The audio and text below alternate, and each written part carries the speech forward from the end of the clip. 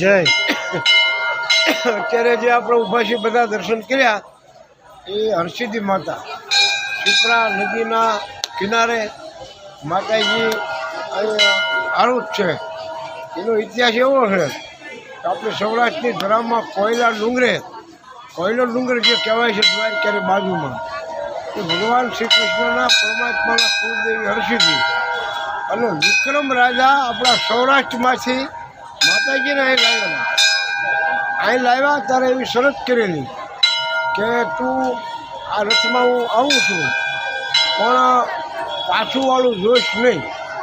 એમાં આ બધી નદી હતી અને માતાજી આ શિપ્રા નદીના વચ્ચે રોકાઈ ગયા.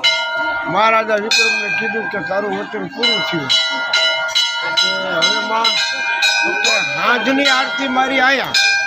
માતાજીની સાંજની આરતી અહીં હોય છે અને સવારની આરતી આપણા સૌરાષ્ટ્રમાં જ્યાં મા પોતે પધારેલા અહીંયા. આનો ઇતિહાસ આવો છે. બોલો હર્ષિ માતૃ જય.